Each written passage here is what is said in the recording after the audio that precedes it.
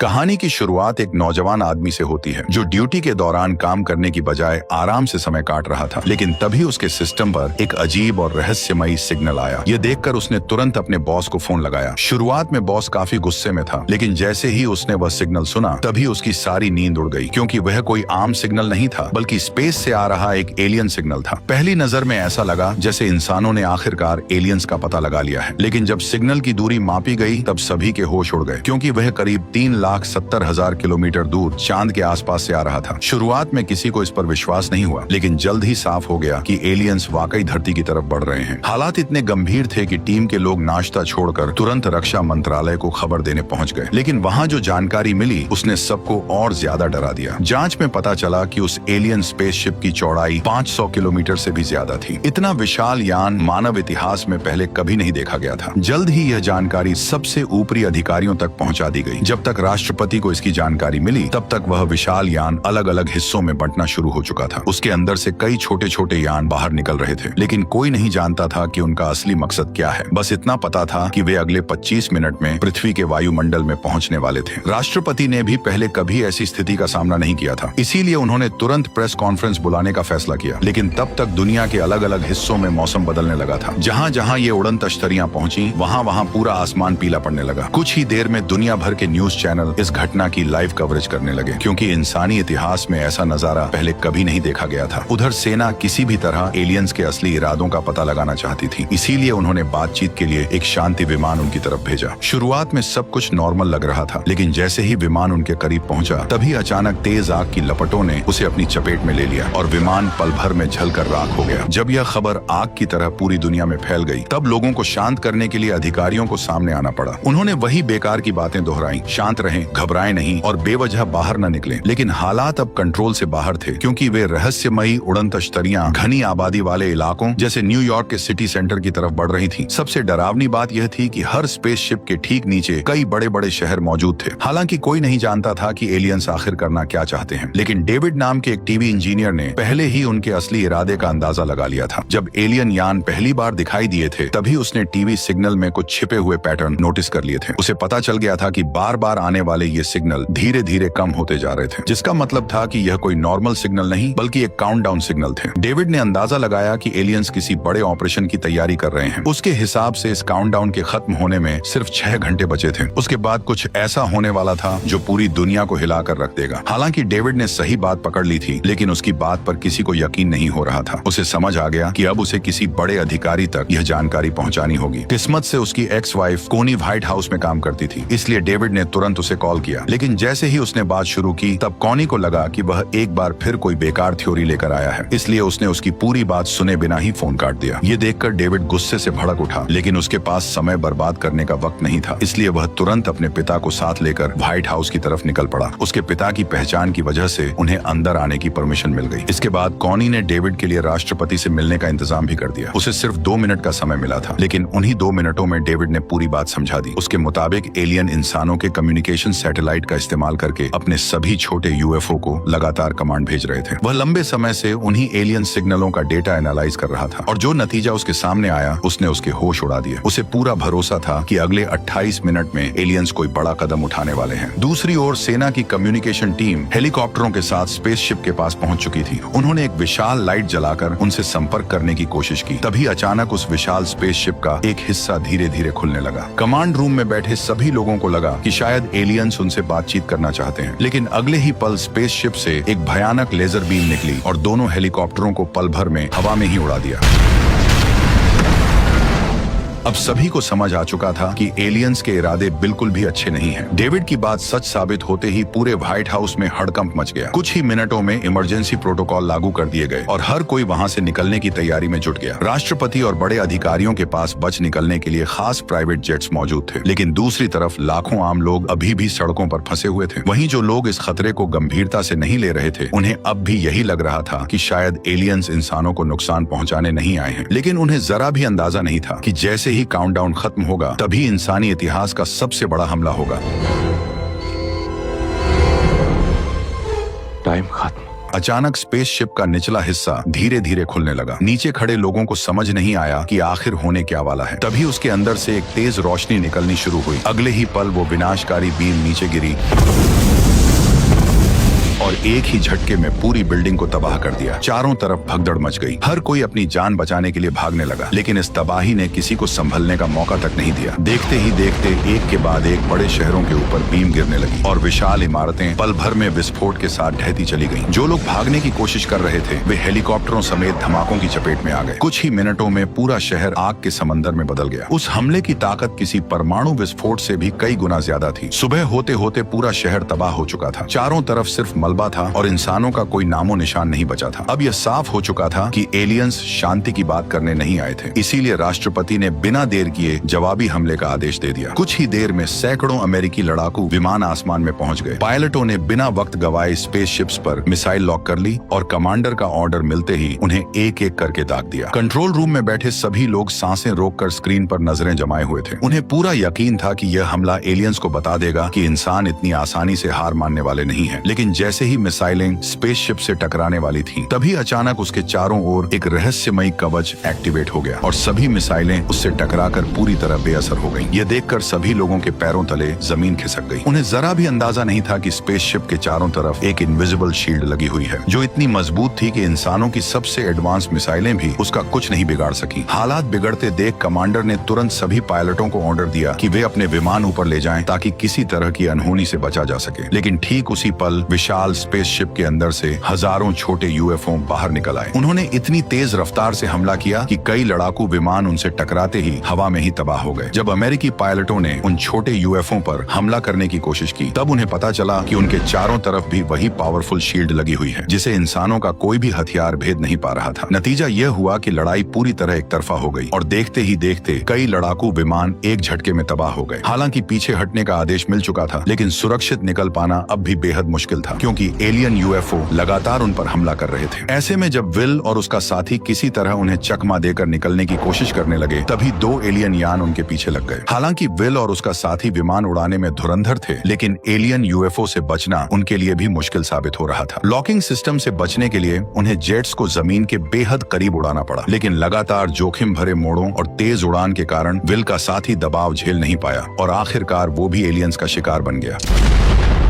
इसके बाद एलियंस के झुंड ने आसपास के सैन्य अड्डों और एयरबेस को भी निशाना बनाना शुरू कर दिया, जिसकी वजह से कई एयरपोर्ट और रनवे पूरी तरह तबाह हो गए। उधर विल किसी तरह एलियन यूएफओ से पीछा छुड़ाने में लगा हुआ था। भले ही उसके पास उन्हें मार गिराने का कोई तरीका नहीं था, लेकिन वह जानता था कि उसे जाल में कैसे फंसाया जा सकता है। तभी अचानक उसकी नजर सामने खड़ी एक विशाल चट्टान पर पड़ी और उसके दिमाग में एक खतरनाक आइडिया आ गया। जैसे ही पीछा कर रही यूएफओ उसके बिल्कुल करीब पहुंची, विल ने अचानक पैराशूट खोल दिया और विमान से बाहर कूद गया। यूएफओ में बैठा एलियन कुछ समझ पाता उससे पहले ही खाली जेट चट्टान से टकरा गया। पीछे आ रही एलियन यूएफओ भी दिशा नहीं बदल पाई और पूरी रफ्तार से चट्टान में जा घुसी। आखिरकार काफी मशक्कत के बाद विल उस एलियन यूएफओ को मार गिराने में कामयाब हो गया, जिसके बाद उसका कॉन्फिडेंस 7वें आसमान पर पहुंच गया। वह बेखौफ होकर मलबे के पास पहुंचा और अपने हाथों से खुद यूएफओ का दरवाजा खोल दिया। इस तरह वह शायद पहला इंसान बन गया जिसने जिंदा एलियन को इतनी करीब से देखा था, लेकिन अब उसका विमान उड़ने की हालत में नहीं था, इसलिए उसे पैराशूट को घसीटते हुए वापस लौटना पड़ा। खुशकिस्मती से कुछ दूरी पर उसे कई गाड़ियां दिखाई दी और आखिरकार लिफ्ट मिल गई। उधर दूसरी तरफ राष्ट्रपति भी एक रहस्यमयी जगह एरिया 51 पहुंच चुके थे। ऊपर से देखने पर यह सिर्फ एक नॉर्मल सैन्य अड्डा दिखाई देता था, लेकिन जमीन के नीचे एलियंस पर सीक्रेट रिसर्च चल रही थी। चौंकाने वाली बात यह थी कि इसकी जानकारी खुद राष्ट्रपति को भी नहीं थी। वहां पहुंचते ही उनकी मुलाकात डॉक्टर ओकेन से हुई। तब उन्हें मालूम हुआ कि अमेरिका ने करीब 15 साल पहले एक एलियन जहाज पकड़ा था। शुरुआत में वैज्ञानिक लंबे समय तक उसकी जांच करते रहे, पर उसकी एडवांस टेक्नोलॉजी को कोई समझ नहीं पाया। लेकिन हाल ही में उस जहाज का पावर सिस्टम अपने आप चालू हो गया। हालांकि वैज्ञानिक अब भी उसकी पूरी तकनीक नहीं समझ पाए थे, लेकिन कम से कम उन्हें यह पता चल गया था कि यह जहाज उड़ता कैसे है। इसके बाद डॉक्टर ओकेन उन्हें उस एलियन के पास ले गए जिसे सालों पहले पकड़ा था। हालांकि वह अब जिंदा नहीं था, लेकिन उनकी जांच के दौरान वैज्ञानिकों को एक चौंकाने वाली बात पता चली कि ये एलियंस आवाज या भाषा का इस्तेमाल नहीं करते थे, बल्कि सीधे दिमाग से दिमाग जोड़कर टेलीपैथी के जरिए बात करते थे। हालांकि सबूत के तौर पर उनके पास सिर्फ मरे हुए एलियंस के नमूने ही थे, लेकिन उसी समय विल एक जिंदा एलियन को पकड़कर बेस पर ले आया। यह खबर फैलते ही पूरे रिसर्च सेंटर में अफरा तफरी मच गई। डॉक्टर ओकेन के लिए यह किसी सपने जैसा था। उन्होंने तुरंत एलियन की जांच शुरू करवाई और उसका हेलमेट हटाने का फैसला किया। जैसे ही हेलमेट काटा जाने लगा, तभी अचानक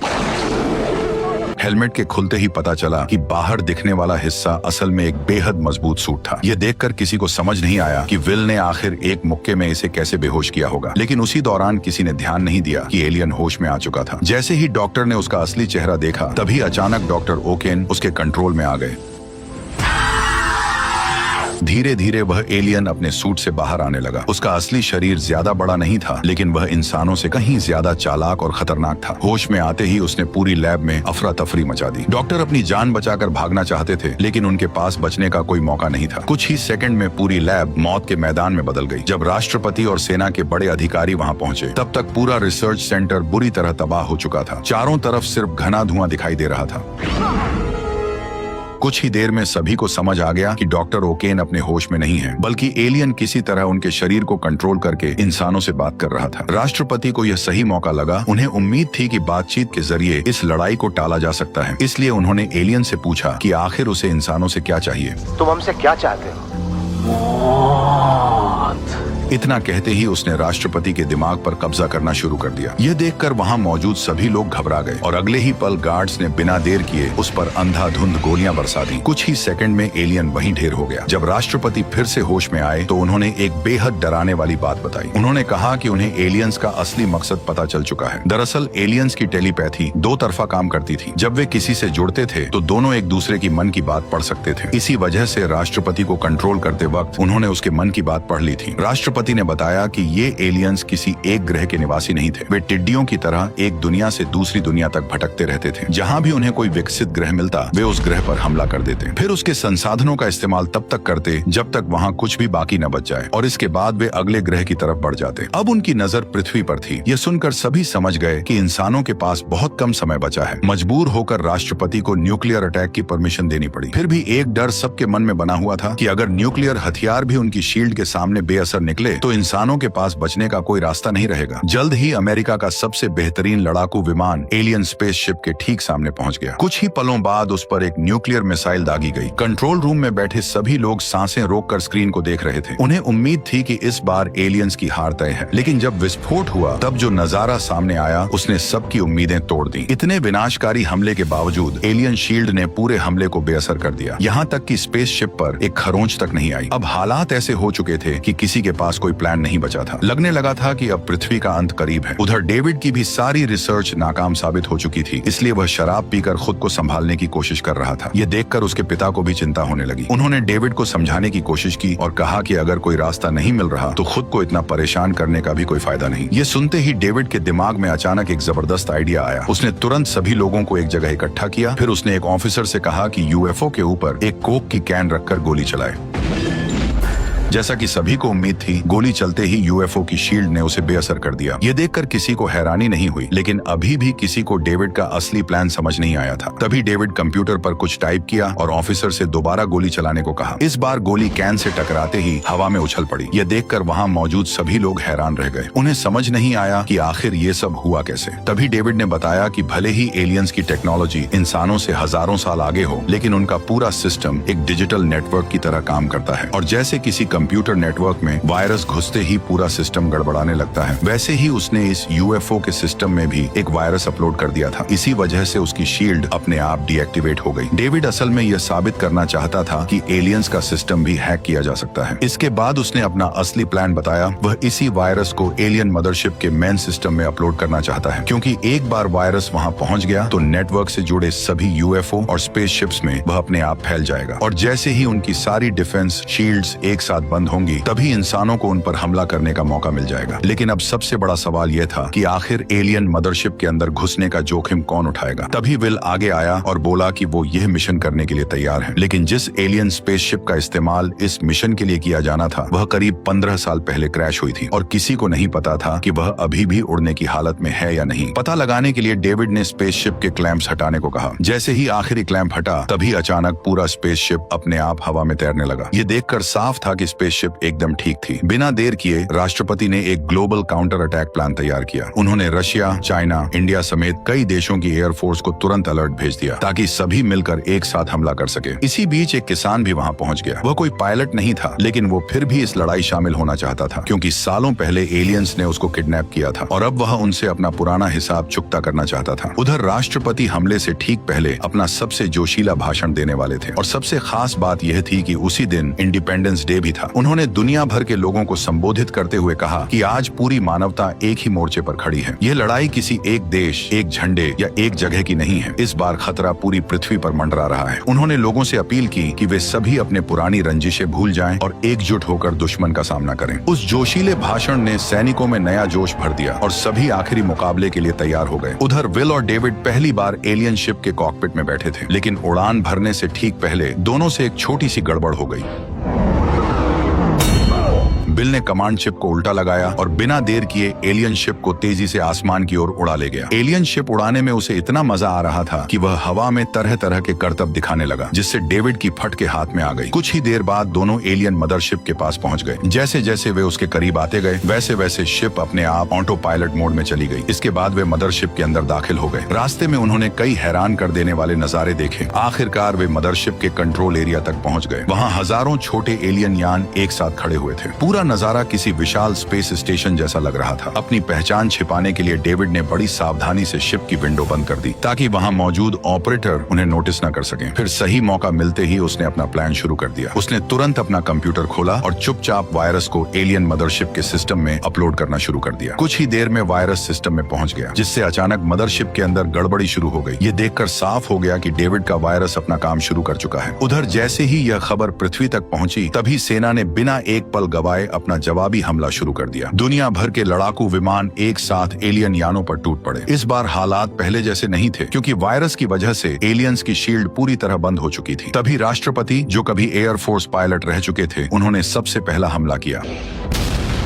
कुछ ही देर में दर्जनों लड़ाकू विमानों ने एक साथ मिसाइलों की बारिश शुरू कर दी, जिससे एलियन स्पेसशिप्स को भारी नुकसान पहुंचने लगा। हालात बिगड़ते देख हजारों यूएफओ भी लड़ाई में कूद पड़े, लेकिन इस बार मुकाबला बराबरी का था। शील्ड गायब होने की वजह से एक के बाद एक कई एलियन शिप्स हवा में ही धमाकों के साथ तबाह होने लगे। फिर भी एलियंस की संख्या बेहद ज्यादा थी। कुछ ही देर में उन्होंने अलग अलग शहरों पर अंधाधुंध हमला शुरू कर दिया, लेकिन इंसानों के पास धीरे धीरे मिसाइलें और गोला बारूद खत्म होने लगे, जबकि जायंट शिप को अब तक ज्यादा नुकसान नहीं पहुंचा था। ऐसे में हालात एक बार फिर इंसानों के खिलाफ जाते दिखाई देने लगे। तभी रसेल नाम का वही किसान आदमी आगे आया जो हमेशा दावा करता था कि सालों पहले एलियंस उसे किडनैप करके ले गए थे। उसने फैसला किया कि वो स्पेसशिप के पावर सोर्स को उड़ा देगा, लेकिन किस्मत ने यहाँ भी उसका साथ नहीं दिया, क्योंकि ठीक उसी समय उसके विमान का लॉन्च सिस्टम खराब हो गया और मिसाइल वहीं फंस के रह गई। लेकिन रसेल ने हार नहीं मानी। वह पहले ही अपने सर पर कफन बांध के आया था। उसने अपने परिवार, पृथ्वी और बदला लेने के लिए बिना हिचकिचाए विमान लेकर स्पेसशिप